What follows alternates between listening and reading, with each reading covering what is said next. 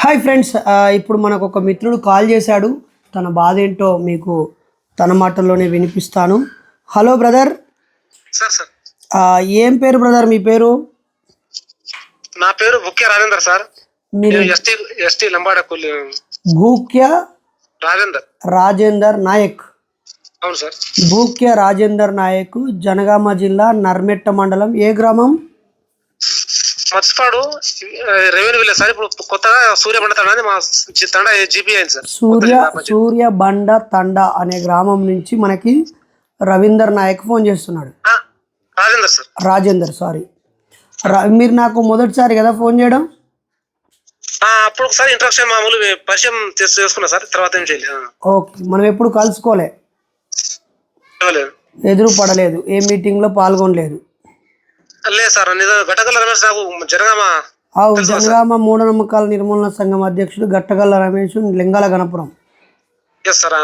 ఆయన మీరు క్లాస్మేట్లు? అవును సార్. ఓకే రాజేందర్, అసలు ఏంటి సమస్య ఏంటి, నాకు కాల్ చేస్తున్నారు? సార్ నేను ఇక్కడ తండలో పుట్టి పెరిగాను సార్. ఓకే. నేను డిగ్రీ వరకు చదివినా. ఈ తండలలో ఇప్పుడు మంత్రాలు తంత్రాలు బాగా నమ్ముతున్నారా? ఈ మంత్రాలు ఎవరైనా చచ్చిపోతే ఇక బయటికి వెళ్ళడం కొందరు భయపడతారు. అయ్యో, ఇప్పటికీ ఇంకా ఉందా ఈ ఆధునిక కాలంలో? ఇంకా బాగా ట్రెండ్ బాగా నడుస్తుంది ఇక్కడ. ఇంకెక్కువ నడుస్తుంది. ఏమైనా యాక్సిడెంట్ అయితే దానికి మైసం అందుకు కథం యాక్సిడెంట్ అయిపోయిండు. దేవుని మొక్కు తీయలే, తప్పి అది మర్చిపోయిండు, టైంకి ఇట్లా అయిపోయిండు. దేవుని మొక్కు ఉంటే బాగుండు. అక్కడ ఏదో ఒక యాటను కోసుకుని అన్నదానం చేస్తే బాగుండేమో. అన్నదానానికి దీనికి ఏం సంబంధం? అంటే నలుగురు చేయి గడికి ఇస్తే ఆ దేవుడు పుణ్యం వల్ల ఇలాంటి వాళ్ళకు ప్రాణహాని జరగదు, సకాలంలో అన్ని కురిపిస్తాడు అన్నమాట. ఎవరు చదువుకున్న వాళ్ళు ఎవరు లేరా మరి మీ ఊర్లో? ఉన్నారు సార్. డిగ్రీ బీటెక్లు కూడా ఉన్నారు పిల్లగాళ్ళు తండాల. అయినా కూడా వీళ్ళు నమ్ముతున్నారు. వాళ్ళు చాలా భక్తి అంటే వాళ్ళకు ఇంకా ఎక్కువనే. ఇప్పుడు 2007లో మా తండలో దుర్గా గుడి కట్టారు సార్. 2007లో? ఓకే, 19 ఏళ్ళు అయితే అప్పుడు కట్టారు సార్. దానికి ఫస్ట్ 3 సంవత్సరాలు మన వరుసగా ఇంట్లో ఉన్న ఎల్లమ్మ, పోషమ్మ, ముత్యాలమ్మ, ఇంకోరు మా దాంట్లో ఎక్కువ ఉన్నారు. ఇంకా మధ్యలో నా బాధలన్నీ మన గట్టగల్ల రమేష్కి వివరించిన దేవుళ్ళు, ఈ జాతరలు, ఈ తీర్థాలు సంవత్సరానికి మనం వ్యవసాయం మీద పెట్టుబడి ఏం రాదు, గిట్టుబడి ఇక్కడ ఏం లేదు సార్. కానీ యాత్ర తీర్థాలు మాత్రం బరాబరు పోవాలి, లేకుంటే ఆ దేవుని దగ్గర పోలే నీకు పంట పండలే.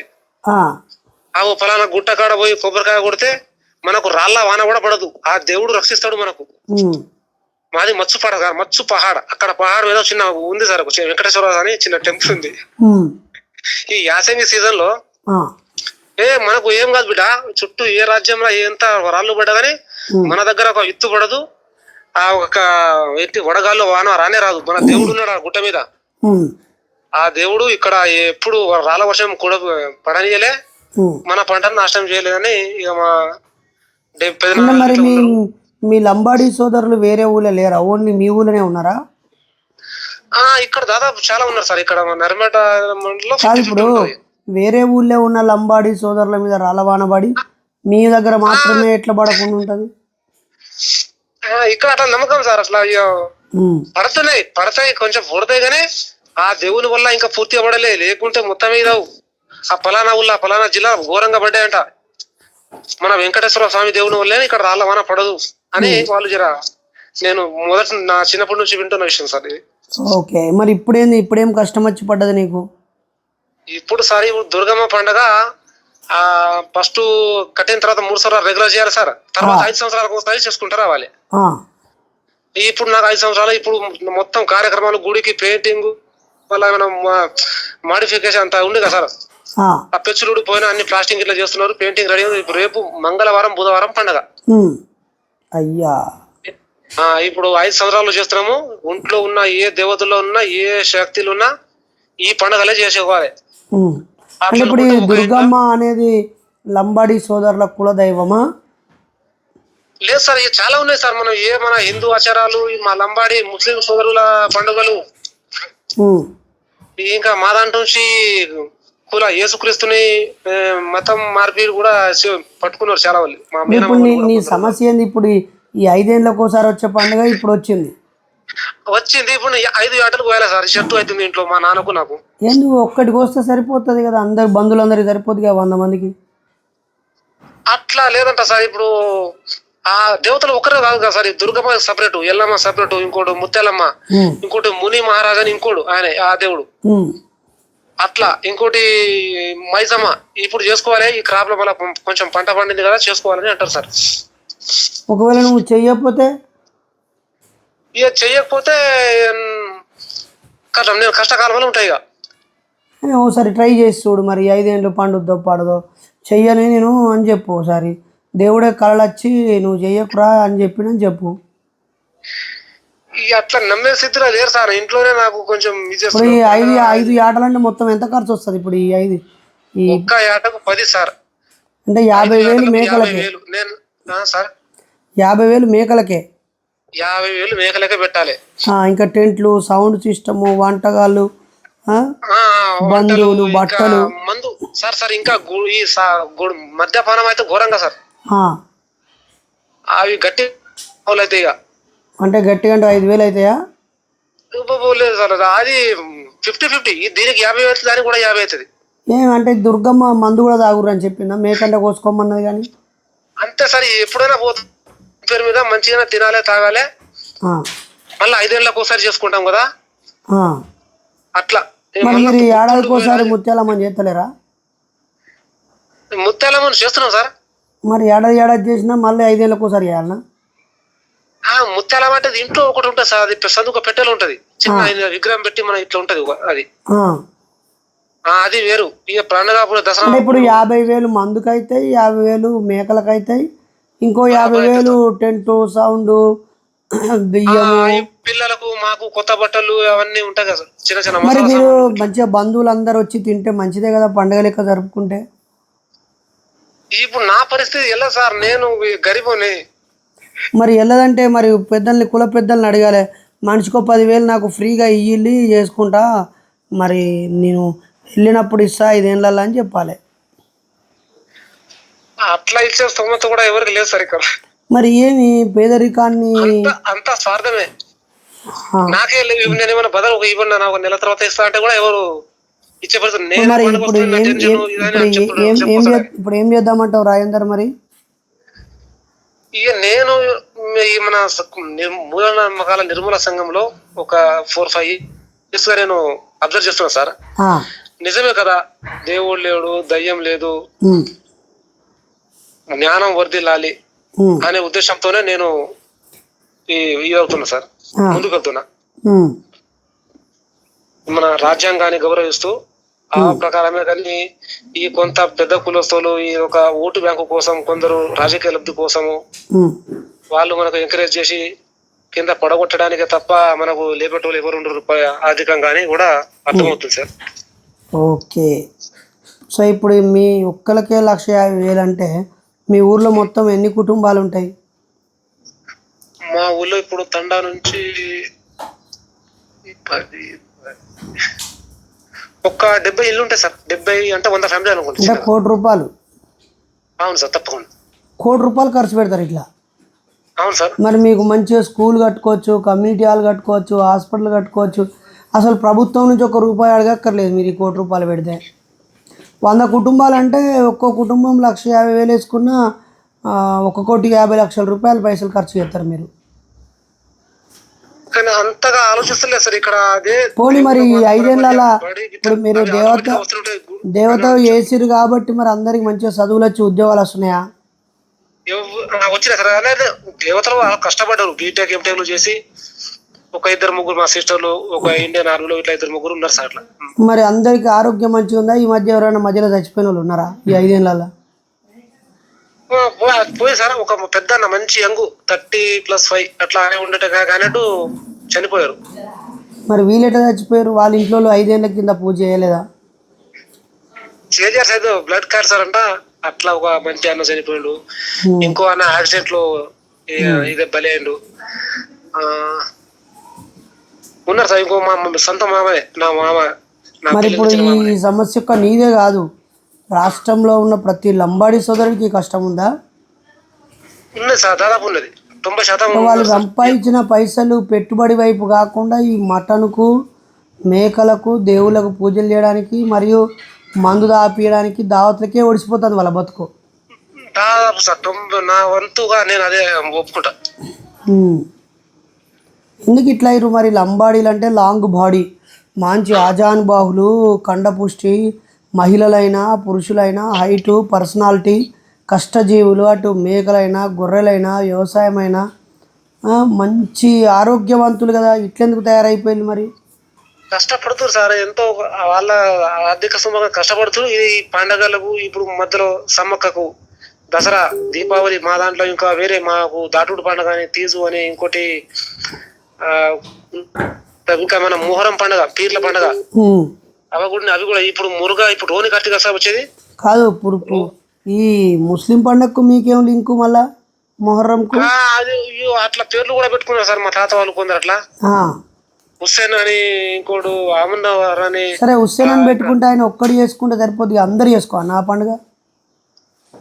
చేరాట సార్, ఆ దేవుడు అప్పుడు వీరులు కాదు, దేవుళ్ళే వాళ్ళు ఏకంగా. ఉమ్. హిందూ ముస్లిం ఇక భాయ్ భాయ్ అన్నట్టుగా ఆ పండుగను కూడా మా దాంట్లో కలుపుకొని చేస్తున్నారు. అంటే మీరు అసలు మీకు బతుకుతలేరు, దేవుళ్ళ కోసమే బతుకుడు. నిజం సార్.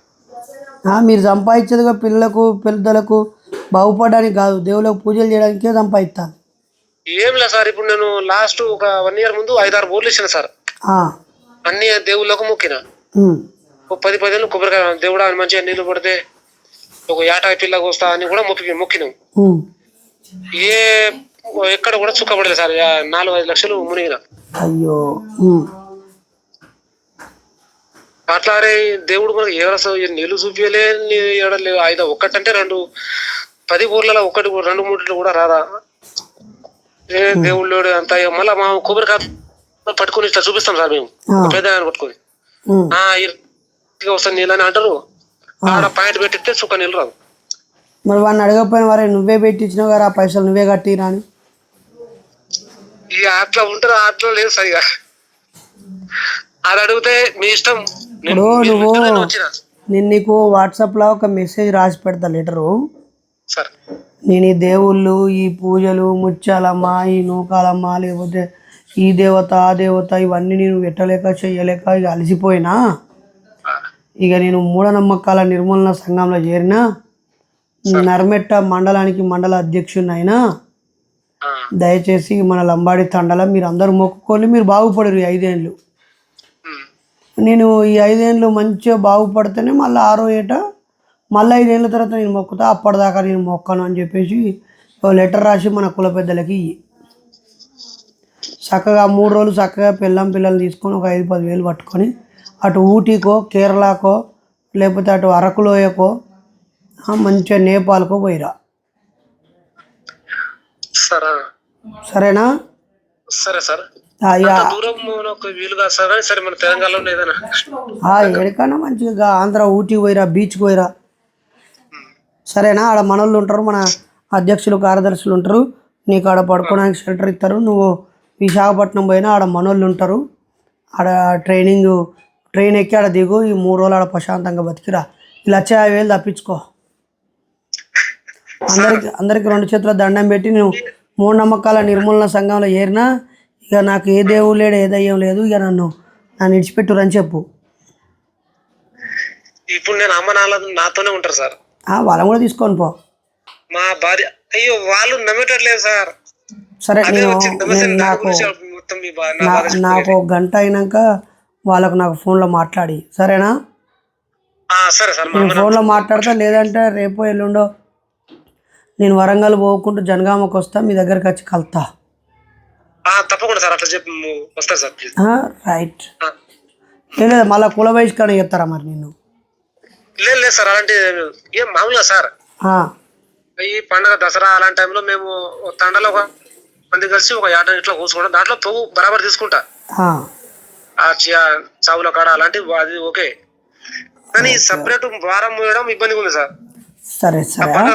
పిల్లలతో ఉంటా, ఒక పూట ఒక 1000 రూపాయలు ఏం పెద్ద ఇది కాదు కదా అని అనుకుంటా సార్. కానీ ఈ సపరేట్ గా ఒకేసారి 5-6 యాటలు కోయడము. అడుగు నీ బాధ అంతా, ఇప్పుడు నువ్వు మాట్లాడిందంతా ఇప్పుడు నేను రికార్డ్ చేయాలని అడిగినా కదా. అవును సార్, అవును సార్. నీ బాధ సమాజానికి చూపిస్తా ఇప్పుడు నేను. చూపించారు సార్. నేను కూడా చాలా విన్నా సార్. ఇప్పుడు మన కొంత ముస్లిం సోదరులది, క్రిస్టియన్ వాళ్ళది కూడా. Okay okay. మీ యూట్యూబ్ ఛానల్ నేను ఫాలో అవుతున్నా సార్. Okay brother. సరే రాజేందర్ భాయ్ ఉంటాను. సరే సార్. యాక్చువల్లీ మీరు నమ్మే సేవాలాలు కూడా మందు తాగద్దు అన్నట్టు చెప్పిండు, మూఢనమ్మకాలు నమ్మద్దు అని చెప్పిండు.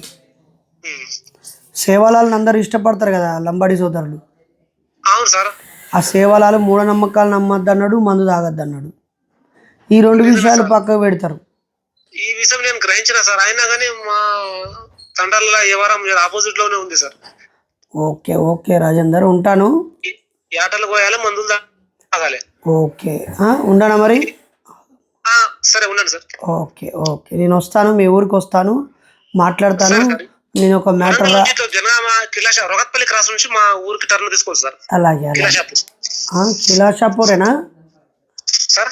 నేను వచ్చిన కిలాషాపూర్ పేర్వారం రావులు డీజీపీ ఊరు కదా. Right sir, right sir. మా క్లాస్మేట్ పీసాల రవీందర్ వాళ్ళ అత్తగారు ఊరు ఆ ఊరే. అవును సార్. ఆ ఊరికి వచ్చిన నేను వాని పెళ్లికి వచ్చి ఇక ఆడ లేట్ అవుతుందని చెప్పి ఆడ సర్కార్ బల్లే పోయి మూఢనమ్మకాల మీద సభ పెట్టి వచ్చిన. చాలా సంవత్సరాలు అయింది కానీ 15-20 ఏళ్ళు అయింది కావచ్చు. రైట్ అన్న ఉంటాను. ఏం హాని ఉండదు. ఏమన్నా హాని అయితే నేనున్నా, దావకాన్లు ఉన్నాయి, పోలీసులు ఉన్నారు.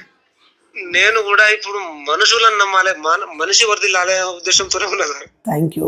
మంచిదన్న ఉంటాను. ఇప్పుడు నువ్వు చేయకపోతే ఈ ఏడాది 5 ఏళ్ళలో ఏమైనా అయినా కూడా నువ్వు చేయలేదు కాబట్టి అయ్యింది అని అంటారు. మరి మొన్న యాక్సిడెంట్ అయి చచ్చిపోయిన ఆయన చేయలేదా? మొన్న క్యాన్సర్ వచ్చి చచ్చిపోయిన ఆయన చేయలేదా? మరి వాళ్ళకి మరి వాళ్ళు 5 ఏళ్ల కింద చేసినా కూడా చచ్చిపోయారు కదా. యాక్సిడెంట్ అయ్యే వాళ్ళు చచ్చాయి, క్యాన్సర్ వచ్చే వాళ్ళు చచ్చిపోయారు. కాబట్టి మనకేమన్నా అయితే పరిస్థితుల కారణంగా అవుతుంది. దాన్ని మనం మన ఆరోగ్యాన్ని బాగు చేసుకోవడానికి ఆపద వస్తే 100కి ఫోన్ చేయాలి, ఆరోగ్యానికి సమస్య వస్తే 108కి ఫోన్ చేయాలి. రోగం వస్తే దవాఖానలోకి పోదాం, కష్టం వస్తే పోలీస్ స్టేషన్లో పోదాం, న్యాయం కోసం కోర్టుకు పోదాం, అవసరమైతే నలుగురు మనుషుల దగ్గరికి పోదాం. అంతేగాని ఈ దేవుళ్ళ పేరు మీద 1,50,000 ఏం అవసరం లేదు అప్పు చేసి. చిన్న విషయం, ఇప్పుడు మా నాన్న దగ్గర ఉన్నారు సార్, మాట్లాడండి సార్ ప్లీజ్. అయితే నా ఫోను వేరే ఫోన్లోకి వెళ్ళి నీకు ఫోన్ చేసిన, ఇది మధ్యలో ఎప్పుడు స్విచ్ ఆఫ్ అయ్యేది తెలియదు. మీ నాయనకి స్విచ్ ఆఫ్ అయ్యేదాకా మాట్లాడతా సార్. ఇదే పెద్ద సార్ సార్ వాతకర్ దేవు గురించి కస వాతకర్ పెద్ద ఆయన రామ్ రామ్ బియా. మీ కొడుకు చేతిలో పైసలు లేవాట.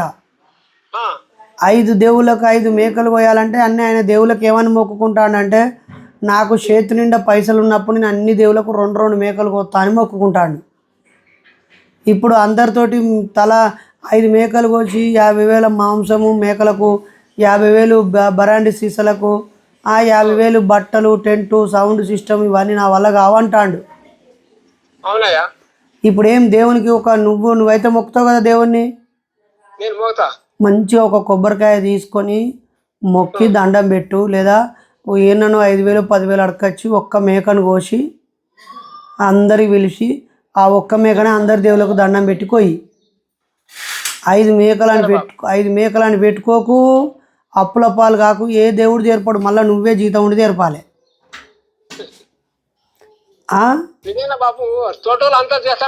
ఇప్పుడు తోటోళ్ళు తొడ కోసుకుంటే నువ్వు మెడ కోసుకుంటావా?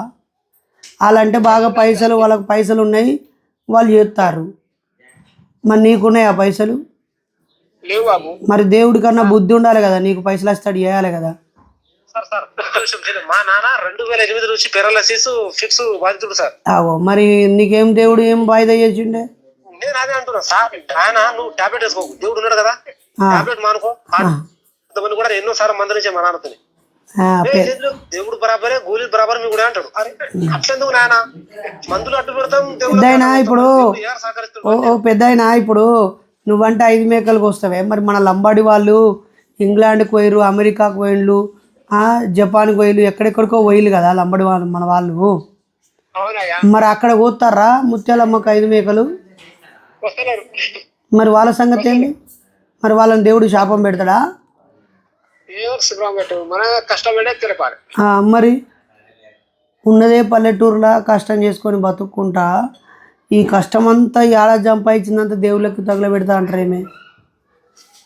నువ్వు ఉన్న కాడనే 5గురికి 5 కొబ్బరికాయలు కొట్టి దండం పెట్టు, మేకను 5 ఏళ్ళ తర్వాత కొత్తా నాకు పైసలు వచ్చేటట్టు చేయని దేవుళ్ళకి మొక్కు నువ్వే.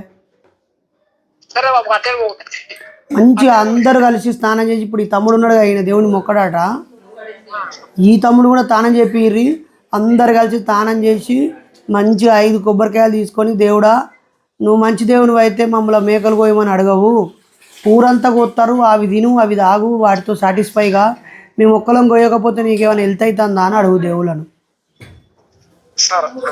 ఇప్పుడు మీ ఊళ్ళో 100 కుటుంబాలు ఉన్నాయి, 500 మేకలు తెంపుతారు. మీ 5 మేకలు తక్కువైతే దేవునికి ఏమవుతుంది?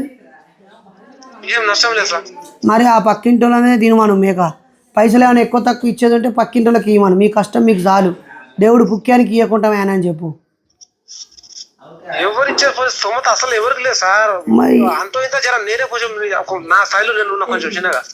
బాపు అవన్నీ పెద్ద నమ్మకుర్రే, సరేనా?